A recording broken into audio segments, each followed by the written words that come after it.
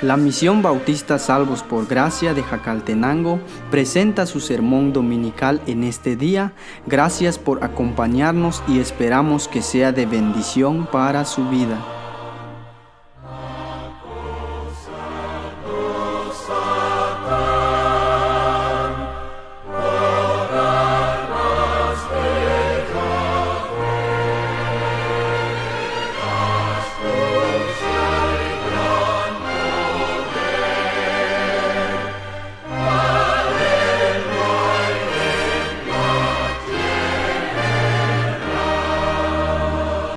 Bendiciones para usted que nos escucha en este día. Es un privilegio para nosotros poder compartir con usted la palabra de Dios.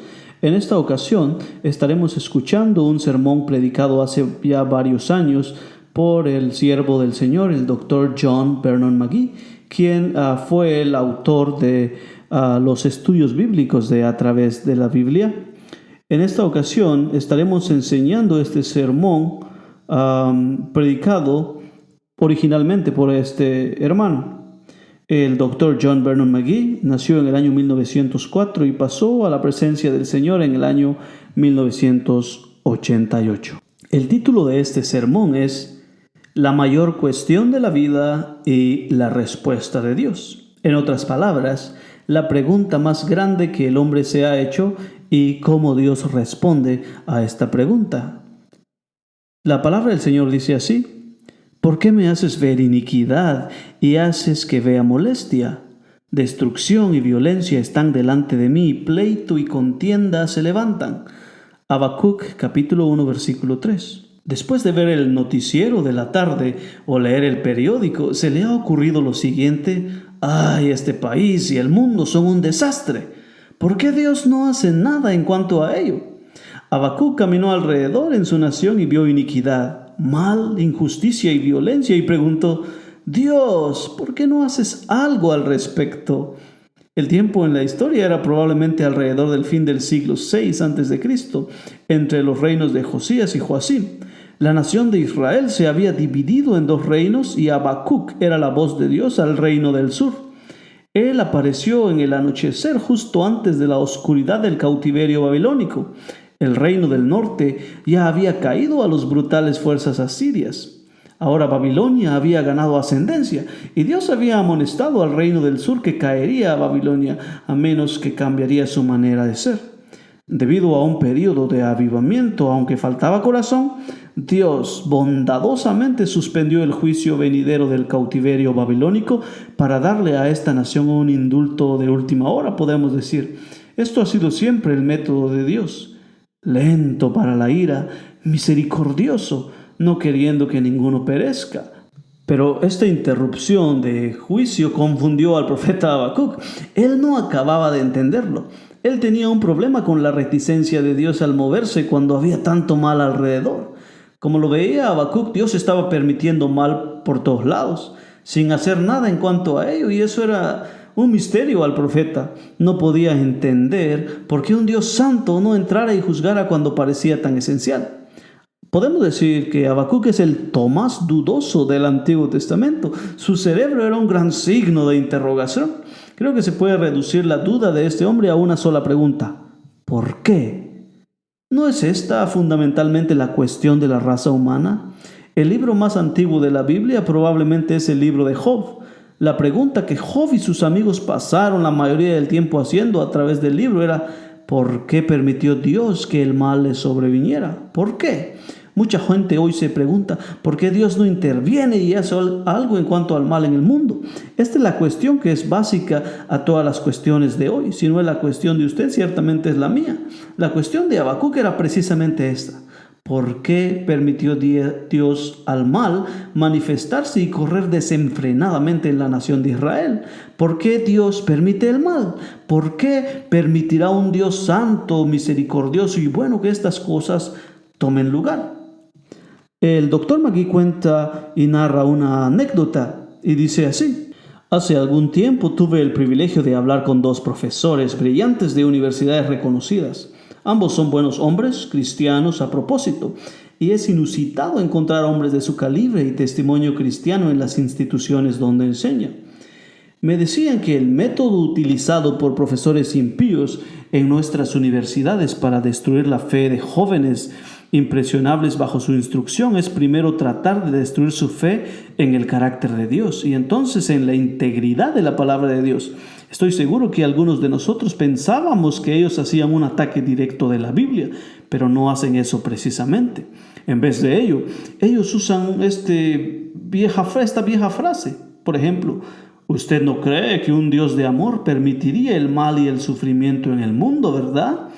Y no es posible que cree usted en un Dios de amor que tendría un lugar como el infierno o que Él permitiría que hombres y mujeres malos prosperarían, ¿verdad? Es así como empiezan a destruir la confianza en el carácter de Dios. Entonces van de eso a destruir la confianza en la palabra de Dios. Ese método no es nuevo, es tan viejo como la familia humana. El enemigo usó ese mismo método en el huerto del Edén. Satanás vino no con un ataque frontal sobre la palabra de Dios, sino diciendo a través de la serpiente: ¿quieres decir que un buen Dios te prohibiría que comas de ese árbol, aun cuando te diera el conocimiento del bien y el mal? Eso lo podemos ver en Génesis 3, 1 al 6. Sucede que este tipo de cuestiones es la misma cuestión del propio profeta de Dios. ¿Por qué un Dios de amor, un Dios santo, permite el mal en este mundo? Consideremos la cuestión específica de Habacuc como cabía en la situación local de su día. Note que él dice: hay aquellos que causan lucha y contención. Este hombre caminaba por la nación y él vio pecado, iniquidad, mal, injusticia ocurriendo. Así que le preguntó a Dios: ¿por qué no haces algo al respecto? En Habacuc 1:4 dice: por lo cual la ley es debilitada y el juicio no sale según la verdad, por cuanto el impío asedia al justo, por eso sale torcida la justicia. De hecho, esta es mi cuestión también, y estoy seguro que es la de usted. ¿Por qué no hace Dios algo de la injusticia en este mundo hoy? ¿Por qué permitió que el comunismo surgiera? ¿Por qué permite Dios todo este pecado? ¿Por qué no juzga a los malvados? ¿Por qué permite que prosperen hombres y mujeres malvados? Toda la gente de Dios ha enfrentado este problema. Aún el salmista dijo: en cuanto a mí, casi se deslizaron mis pies, por poco resbalaron mis pasos, porque tuve envidia de los arrogantes, viendo la prosperidad de los impíos. Porque no tienen congojas por su muerte, pues su vigor está entero. No pasan trabajos como los otros mortales, ni son azotados como los demás hombres. Salmo 73, 2 al 5. Dios le dio al salmista su respuesta. A propósito, en el Salmo 37 dice Dios: no te impacientes a causa de los malignos, ni tengas envidia de los que hacen iniquidad, porque como hierba serán pronto cortados, y como la hierba verde se secarán. Salmos 37, 1 y 2. Ahora, volviendo a Habacuc, porque él todavía no tiene su respuesta.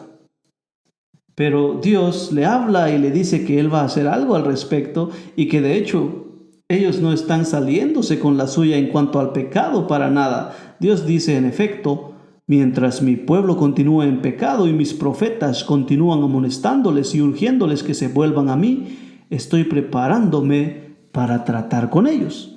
Porque he aquí yo levanto a los caldeos, nación cruel y presurosa, que camina por la anchura de la tierra para poseer las moradas ajenas. Formidable es y terrible, de ella misma procede su justicia y su dignidad. Habacuc 1, 6 al 7. Entonces, él describe qué tan malvados vengadores serán los caldeos. Amigos, si lee la historia, los caldeos llegaron en el año 605 a.C., otra vez en el 593, y entonces llegaron una última vez en el 587 a.C.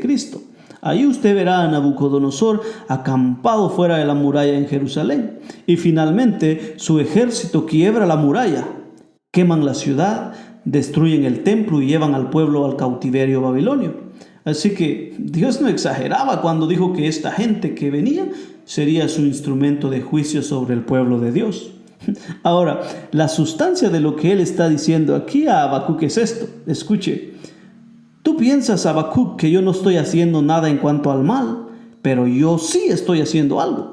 Estoy preparando una nación allá en las orillas del río Éufrates. Les prohíbo la entrada a Israel temporalmente. No pueden moverse hasta que llegue el tiempo en que la copa de iniquidad de Israel esté totalmente llena. Es que Dios nunca permite que venga el juicio hasta que la copa de iniquidad esté llena. Pero entonces les permitiré invadir la tierra y vencer a mi pueblo en juicio. Quizá usted piense que esa es una respuesta, pero no era ninguna respuesta para Habacuc. A decir verdad, creó un problema más grande del que tenía al principio. Hizo surgir una pregunta aún mayor que la primera.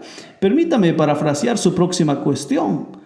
Tú no me dices, Señor, que tú estás levantando a una nación pagana, atea, para venir y castigar a tu pueblo.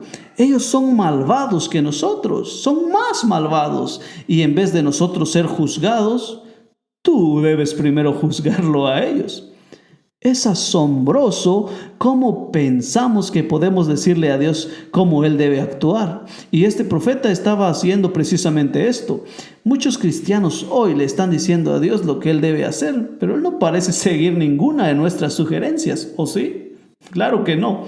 Dice la palabra de Dios en Habacuc 1:12. ¿No eres tú desde el principio, oh Jehová, Dios mío, santo mío? No moriremos. Oh Jehová, para juicio lo pusiste, y tú, oh roca, lo fundaste para castigar. Me parece que debe haber un signo de interrogación al final de este versículo. Note que Habacuc dice, no moriremos, es decir, a Dios, ¿estás hablando en serio? Este es un hombre que hace unos momentos antes había estado diciéndole a Dios, ¿por qué no haces algo? Dijo Dios, yo estoy haciendo algo, estoy preparando esa nación allá a orillas del río Éufrates a venir y castigar a mi pueblo. Pero Habacuc no está satisfecho con eso, porque no le gustan los caldeos. Él sabe que ellos son un pueblo muy brutal. Escuche en Habacuc 1:12 y 13. Oh Jehová, para juicio lo pusiste, y tú, oh roca, lo fundaste para castigar. Muy limpio eres de ojos para ver el mal, ni puedes ver el agravio. ¿Por qué ves a los menospreciadores y callas cuando destruye el impío al más justo que él? La pregunta ahora es esta. ¿Por qué tú estás permitiéndonos sufrir a manos de una nación que es más malvada que nosotros? Ellos deben ser juzgados, no nosotros. Pero Habacuc ya ha dicho que Dios debe juzgar a su propia nación por sus pecados. Ahora, él tiene un problema aún más grande delante de él. ¿Por qué esto tiene que sucedernos a nosotros y no a ellos?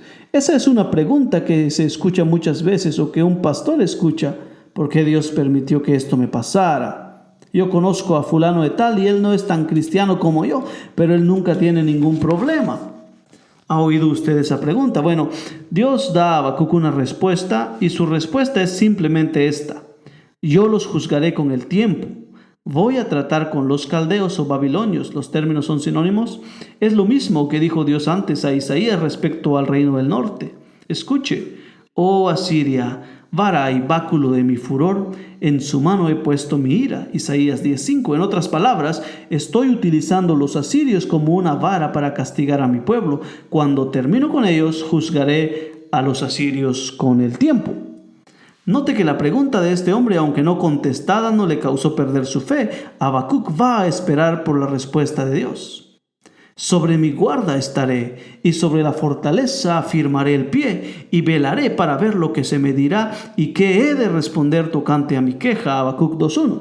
Hay muchos cristianos, o los que profesan ser cristianos, pierden su fe, porque Dios no les da las respuestas. Habacuc no perdió su fe, él dijo, no tengo respuesta, pero voy a mi torre donde puedo ver y esperaré por ella. Estoy confiado que Dios tiene la respuesta y Él me reprobará. Ahora, permítame poner esto en nuestro nivel. No nos toca a usted ni a mí cuestionar a Dios. Hemos de creer a Dios y confiar en Él. Es casi blasfemia para una criatura acá abajo, especialmente un hijo de Dios, mirar hacia arriba y preguntar ¿por qué? En esencia, Dios nos dice, no te voy a dar respuestas. Te estoy pidiendo que confíes en mí y que camines conmigo por fe. Usted y yo ponemos nuestra voluntad contra la voluntad de Dios cuando cuestionamos lo que Él hace. Ahora note cómo le contesta el Señor. Escribe la visión y decláralas en tablas para que corra el que leyere en ella. Aunque la visión tardará aún por un tiempo, mas se apresura hacia el fin y no mentirá. Aunque tardare, espéralo, porque sin duda vendrá, no tardará. Habacuc 2, versos 2 y 3. En otras palabras, Habacuc, yo tengo la respuesta. Tú no vivirás para verla, pero vendrá a pasar en su tiempo y te pido que me creas. He aquí que aquel cuya alma no es recta se enorgullece, mas el justo por su fe vivirá. Habacuc 2:4. El justo por la fe vivirá. Dios le está diciendo a Habacuc: yo quiero que sepas que yo no doy respuesta a todas las preguntas de esta vida. La razón principal no es que no las tengas, sino porque quiero que tú camines por fe. Y esa es la única manera en que tú puedes caminar por fe. Hemos de caminar por fe, no por vista, 2 Corintios 5:7. Por lo tanto, Dios nos dice a usted y a mí muchas veces: hijo mío, te pido que camines conmigo y que me creas. Pero Él no dijo que nos daría las respuestas.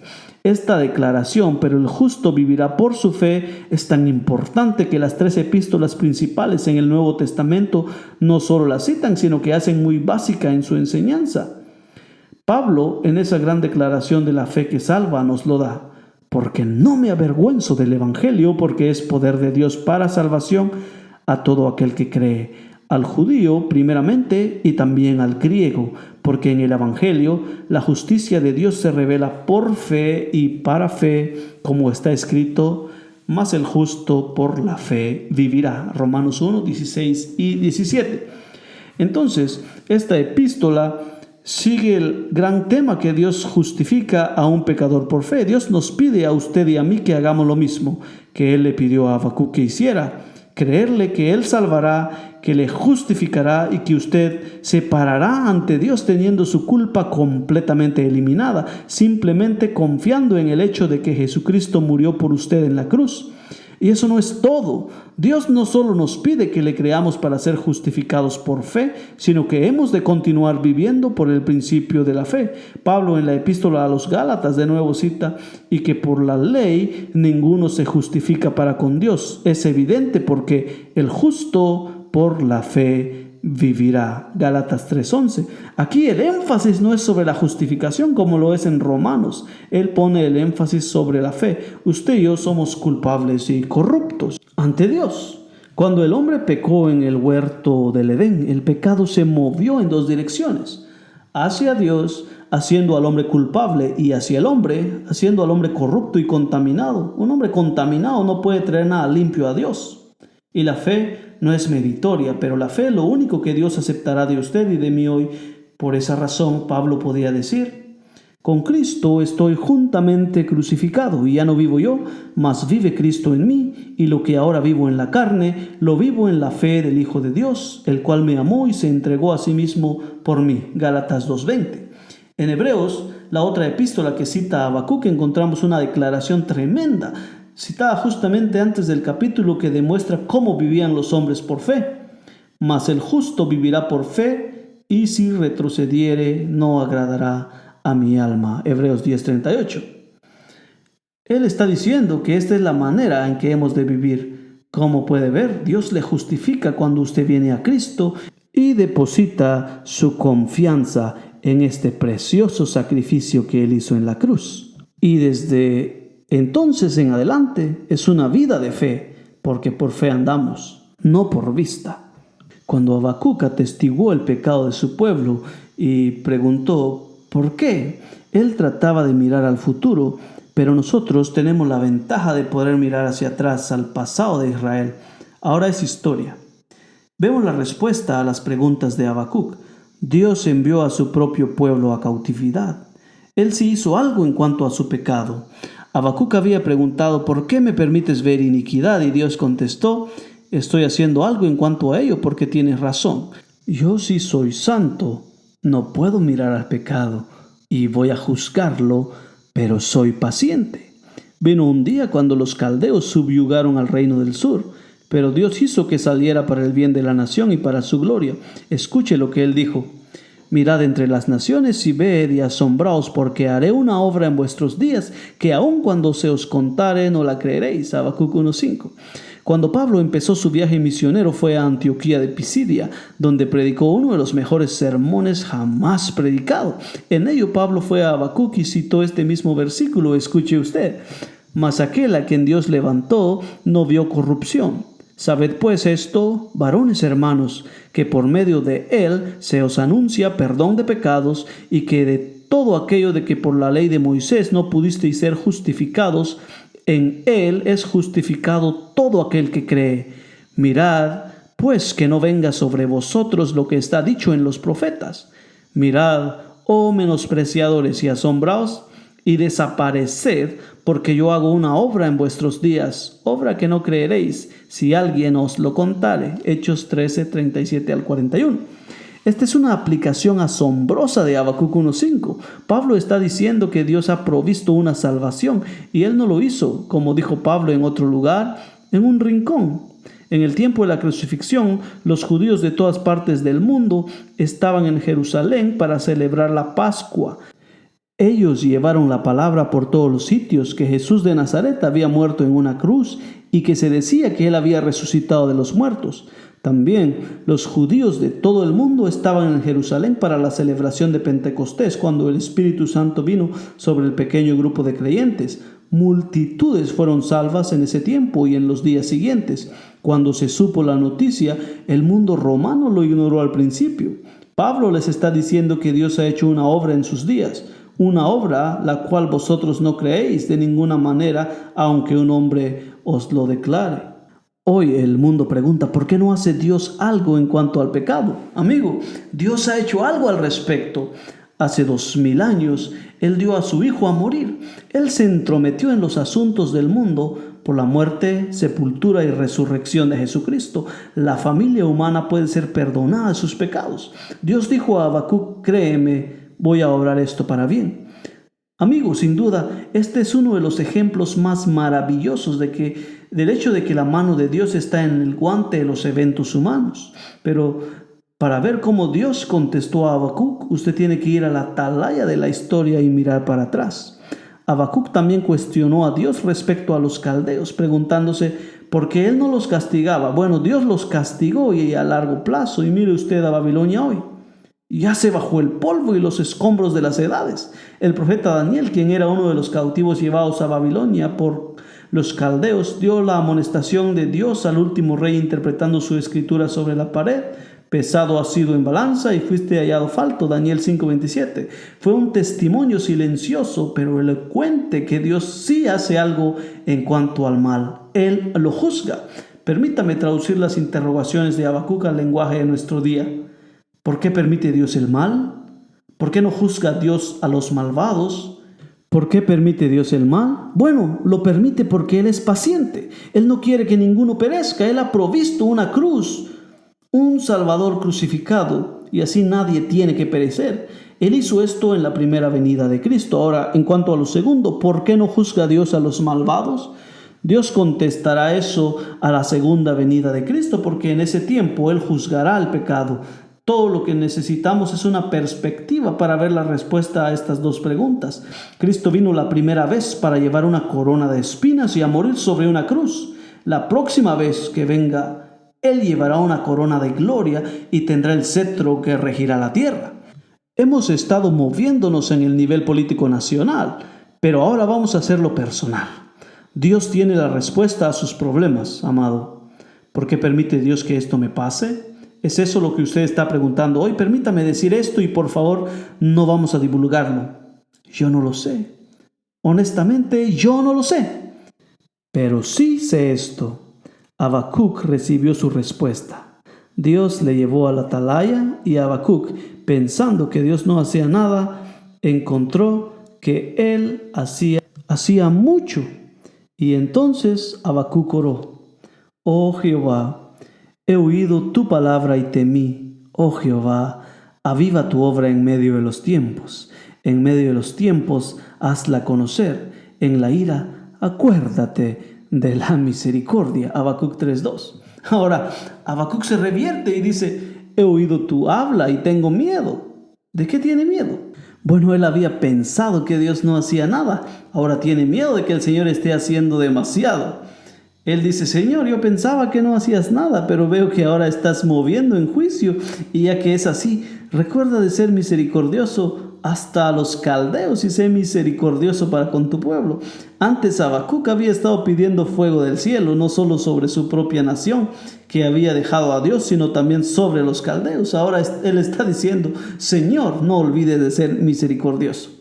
Hoy sí, parece como que Dios no está haciendo nada, pero si usted y yo pudiéramos ascender a la atalaya de Habacuc, si pudiéramos aprender que el justo por su fe vivirá, si pudiéramos tener una fe viva en Dios y ver lo que está ocurriendo tras bastidores y ver las ruedas que están dando vueltas, creo que estaríamos tan sorprendidos como este hombre Habacuc. Dios tiene la respuesta a su problema. ¿Le cree usted a Él? ¿Confiará usted en Él? Amigo, le podemos asegurar que usted, si puede confiar en Cristo, es la salida para el hombre caído, quien está en pecado hoy.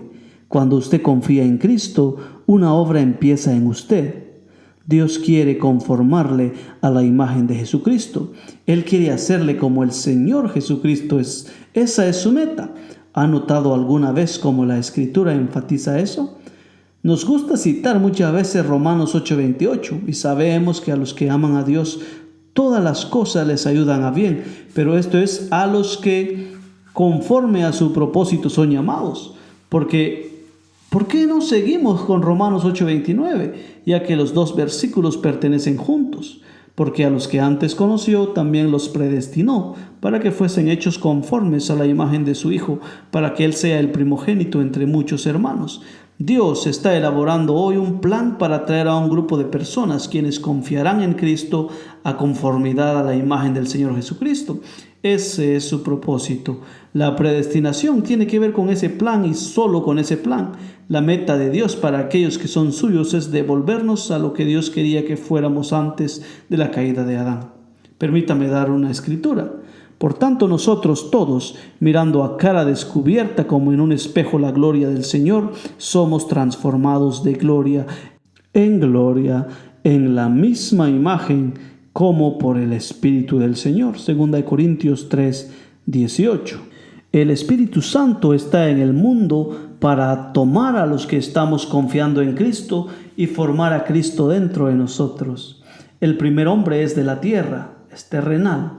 El segundo hombre, que es el Señor, es del cielo. 1 Corintios 15:47. Ahora, note esto en el versículo 49.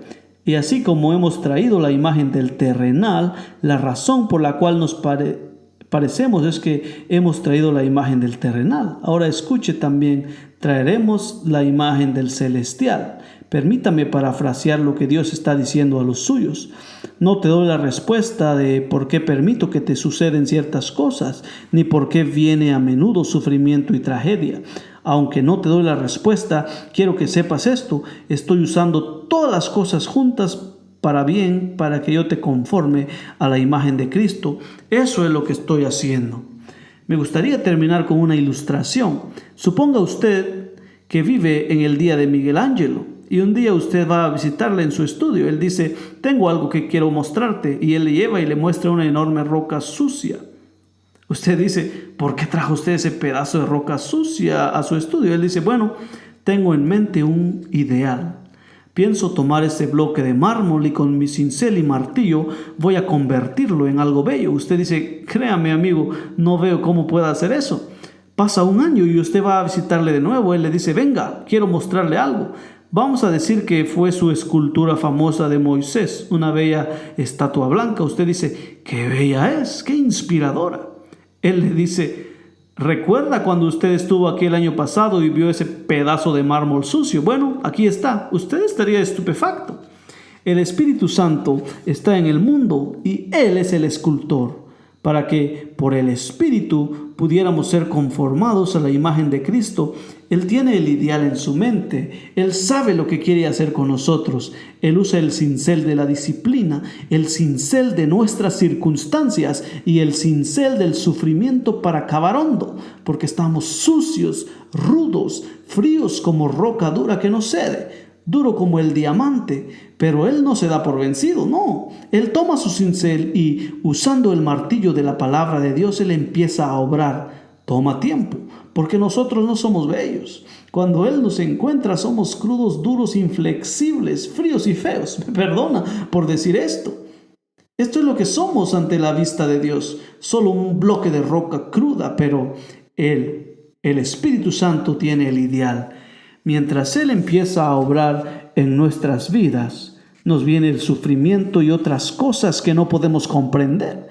Miramos hacia arriba y preguntamos, ¿por qué, oh Dios? ¿Por qué? Él dice, está bien, tú eres solo un pedazo duro de mármol y tengo que cavar hondo para hacerte el tipo de persona que quiero que seas algún día en el cielo. A través de la Biblia leemos de la manera en que Dios entrenó y probó severamente a sus hombres. David experimentó esto y él concluye su oración en el Salmo 17:15 diciendo, en cuanto a mí, veré tu rostro en justicia, estaré satisfecho cuando despierte a tu semejanza. Juan, el último apóstol vivo, escribió, amados, ahora somos hijos de Dios y aún no se ha manifestado lo que hemos de ser, pero sabemos que cuando Él se manifieste, seremos semejantes a Él, porque le veremos tal como Él es. 1 Juan 3:2, ¿le creerá usted? Él no le dará la respuesta a todas sus preguntas, pero Él pide que usted espere y que confíe en Él. Ese también es nuestro deseo. Gracias por acompañarnos y le esperamos en nuestro próximo programa. Dios le bendiga.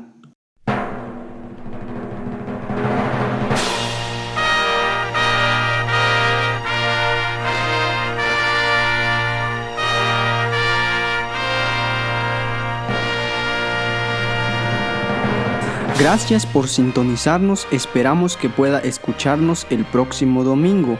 Si desea comunicarse con nosotros, no dude en hacerlo llamando a los teléfonos 4940-6791 y 4008-0815.